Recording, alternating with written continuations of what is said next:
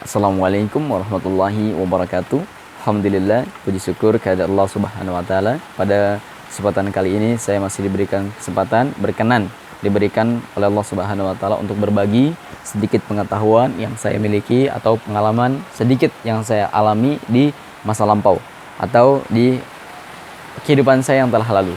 Jadi pada kesempatan kali ini saya Teddy Aliansa akan mencoba untuk berbagi sharing pengetahuan sedikit dan banyaknya tentang bagaimana cara menghilangkan kebiasaan buruk atau negatif yang ada dalam diri kita sendiri.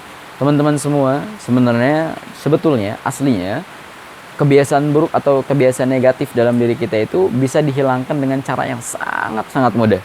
Tinggal bagaimana keseriusan dan kesungguhan kita untuk menghilangkan itu semua. Dan di dalam Al-Quran telah jelas bahwa kata Allah, "Walladzina jahadu fina lanahdiyanahum subulana." Kalau kamu sungguh-sungguh untuk mendapatkan sesuatu, maka kami akan mudahkan kepadamu jalan itu. Gitu.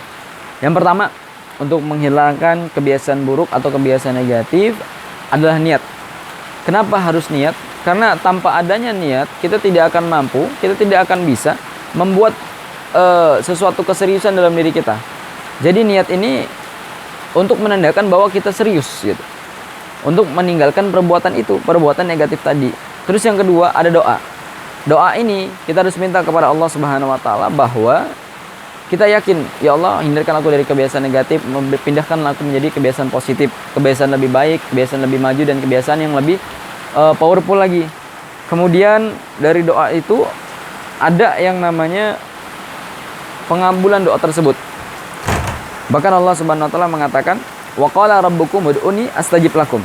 Barang siapa yang berdoa kepadaku, pasti akan aku kabulkan kepadanya. Dan itu pasti. Jadi berdoa yang mana? Yang diyakini dalam hati, keseriusan dalam hati. Itu yang akan dikabuli doa-doanya. Gitu. Kemudian bisa untuk menghindarkan kebiasaan negatif, kita membuat punishment. Apa sih itu punishment? Punishment itu perjanjian dalam diri kita. Misal contoh ya, kita buat tulis, kalau saya melakukan kebiasaan ini, main game misalkan, maka saya akan di push up 10 kali, sit up 10 kali, squat jump 10 kali. Nah itu insya Allah bisa. Kalau enggak, kalau saya melakukan ini, maka barang yang saya cintai akan saya sedekahkan. Nah itu bisa menjadi pacuan terhadap otak kita. Karena otak kita ini sifatnya mencari nikmat dan menghindari sengsara. Itu punishment. Kemudian yang keempat, kita bisa menggunakan reward. Reward itu adalah hadiah yang bisa kita berikan pada diri kita akibat keberhasilan apa yang kita sudah dapatkan tadi. Contoh, reward ini kaitannya dengan kalau saya mendapatkan ini, contoh kalau saya menulis buku dalam satu bab, maka saya akan mendapatkan uang 200.000 gitu. Itu sebagai pacuan, sebagai dorongan saja. Kalau punishment itu sebagai kalau punishment itu dorongan, kalau reward itu sebagai tarikan. Kemudian ada mentokin. Yang kelima ini teorinya beda-beda nih sih. Soalnya ini mentokin kalimatnya.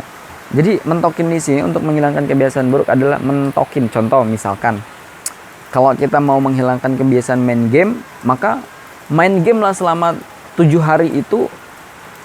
7 hari nih, dalam 24 jam main game terus. Nanti di situ akan ada rasa bosan, dan rasa bosan itulah yang menghilangkan rasa itu tadi. Kemudian kalau kita ingin menghilangkan kebiasaan buruk perihal atau tentang tidur terus. Nah, coba untuk tidur lebih banyak, contoh tidurnya itu 24 jam. Pasti tubuh ini kerasa lelah, tubuh ini kerasa capek gitu.